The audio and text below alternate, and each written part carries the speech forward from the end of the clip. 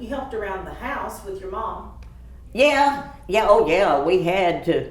See, the house was easy to keep because it had wooden floors and very little furniture. We did not have overstuffed furniture. We just had wooden chairs, And I have something that I'm going to see if they still want it for Johnny's house. It was called a center table. And I bought one last week at an auction because it reminded me of the one. Because there was not much furniture, and I can't imagine my house being so lacking of furniture that I would have room to put a table in the middle of the floor. But you set this table in the middle of the floor, and that's where Daddy would put the radio, and the big battery would go on a shelf underneath. And when it wasn't there wasn't a game going on or a fight, my mother would put flowers on that in the middle of the floor. And that was the thing then. I mean, you had arrived if you had a center table. We had some friends. Their names was Homer and Laura Clifton. And they had a little truck. It had to be about a 1929 Ford.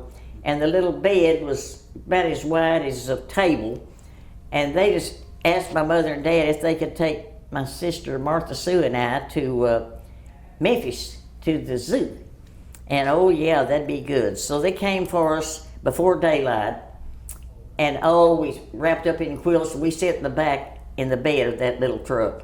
And that was a nice little trip. But Memphis, I don't know how far Memphis is from Dallas, but they had to come before daylight to pick us up. Mm-hmm. And we got, I believe they called it Overton Park at the time.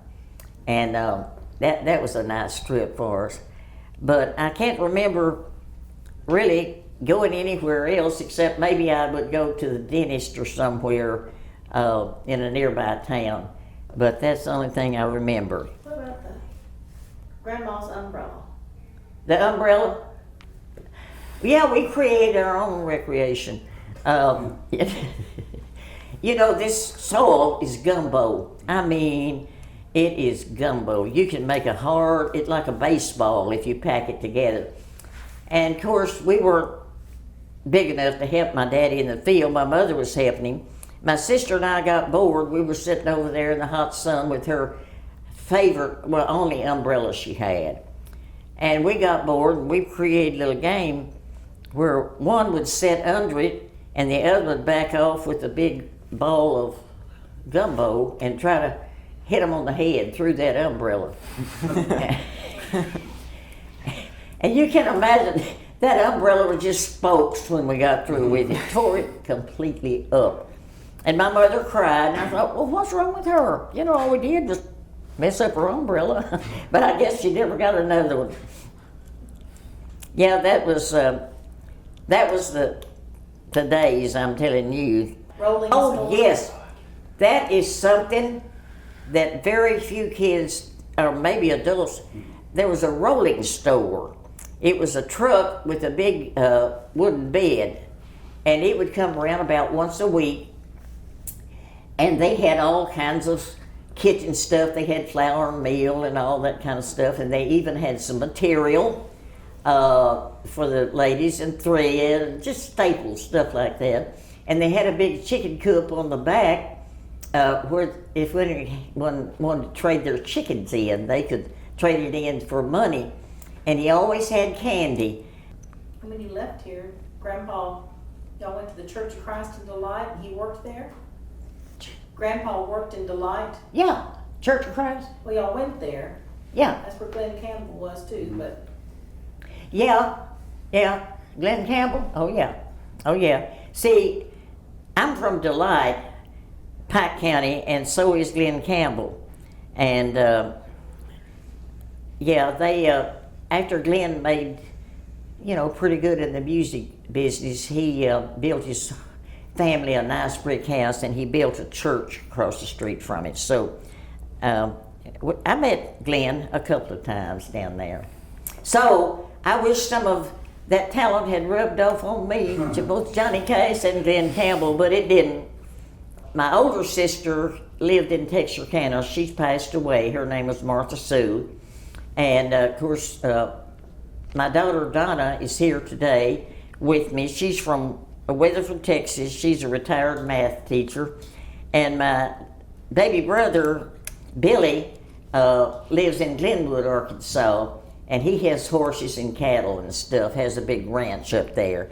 So, yeah, I asked him to please come with me today, but he didn't feel well. Well, no, I think one of his daughter's birthdays, so that's important.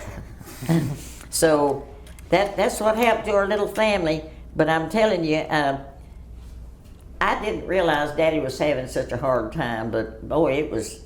I have pleasant memories from this. I really do. Because like I said, there was nowhere to go after the Depression. There was no jobs to be had or anything. And of course, my daddy had a background in farming because his dad always farmed. So he was a natural for this.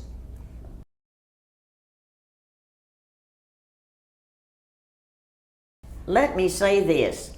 See, I knew we were poor, and I didn't like the thought of being poor. So I just never would admit that I was from Dice Colony. I just was ashamed of it, really.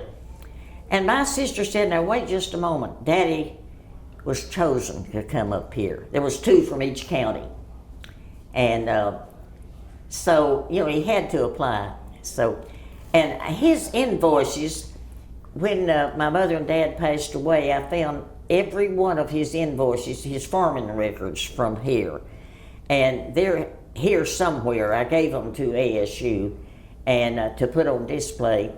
And he was very meticulous. He kept up with everything.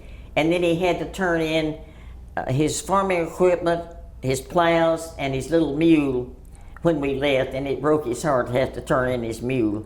But he turned it all back, and he just said, I just can't live here anymore with this mosquito because there was no, you know, control, insect control at the time. Well, I guess that's everything because that's all I can remember that'll be significant. There's apparently a lot of other stuff that happened. But now you're proud of this. I'm sorry? Now you're proud of this heritage, that Yeah. hard work that you came from, that your dad and. Oh, yeah.